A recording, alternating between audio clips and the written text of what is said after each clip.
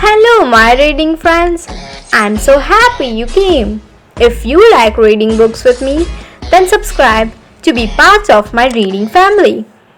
Today, we are going to read Grandma's Bag of 20 Inspiring Stories written by Sudha Murty, illustrated by Priya Kuriyan. So, if you have the copy, go get it. Then you can also read along with me. Chapter 10 The Story of Paan. Vishnu Kaka had invited the entire family for dinner. It was a lavish meal with many courses. Everyone ate their fill, enjoying each dish. After it was over, the children gathered around Kaka as he brought out his big box of paan. They loved watching Kaka choose and mix his ingredients to make delicious paans, which the grown-ups that ate with blissful looks on their faces. He explained to the children, a paan contains betel leaf, betel nut and lime. But we should use only some much of each ingredient. Only then will it taste good. All 7 children wanted to try this experiment on their own. Some of them chewed only the leaf, some on the nut, and others on the nut and leaf or the leaf and only lime.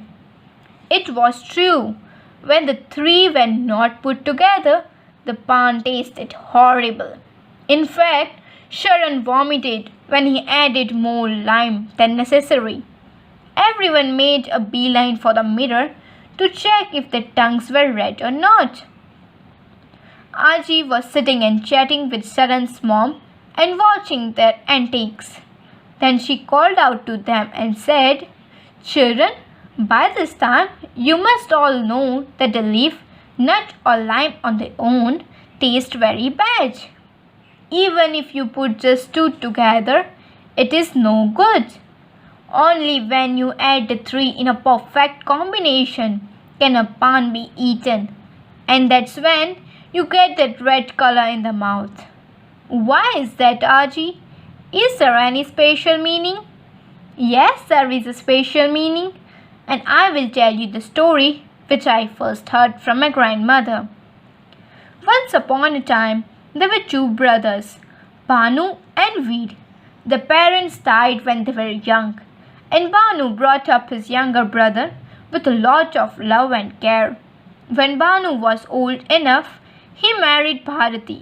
She was a gentle, loving person and looked after Veer with as much love as her husband.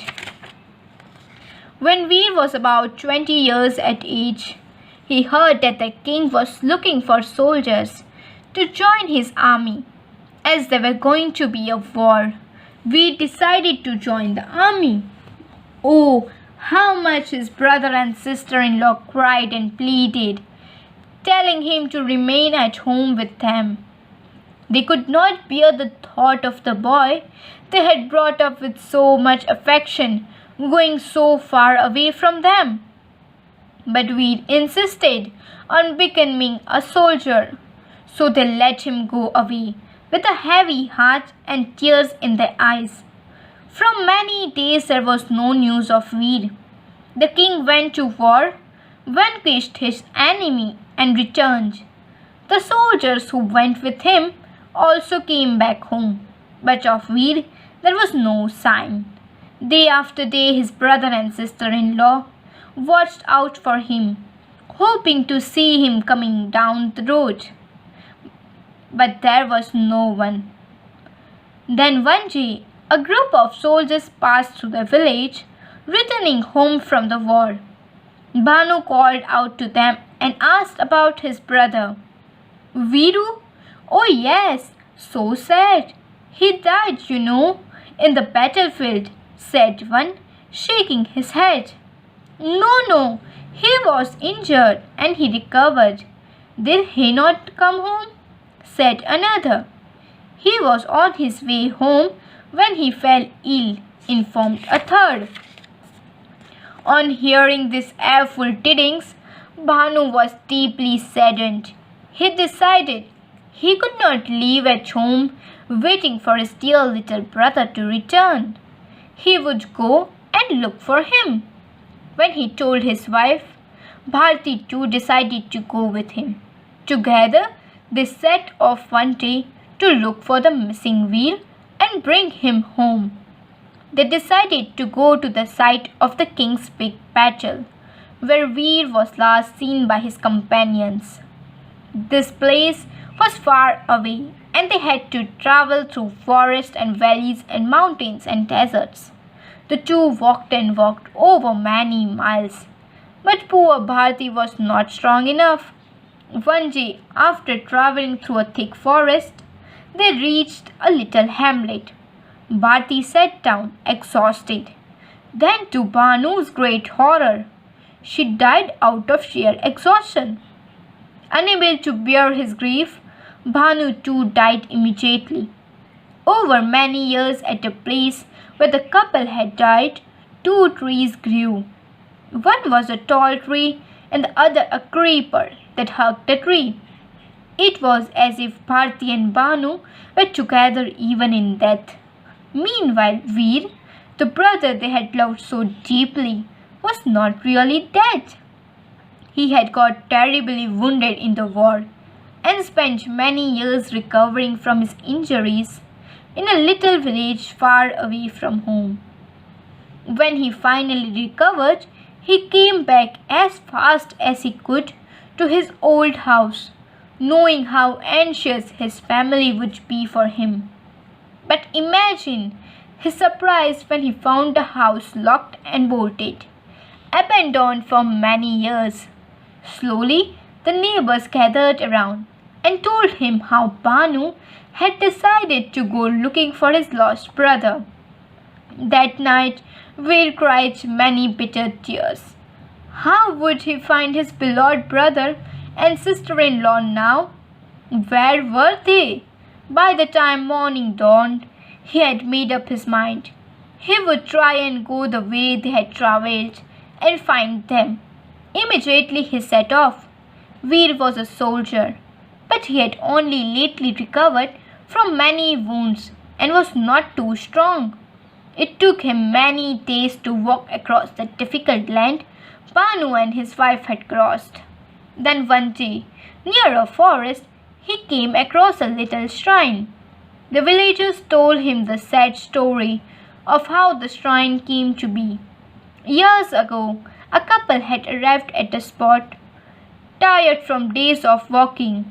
Legend had it they were on the way looking for a long-lost brother.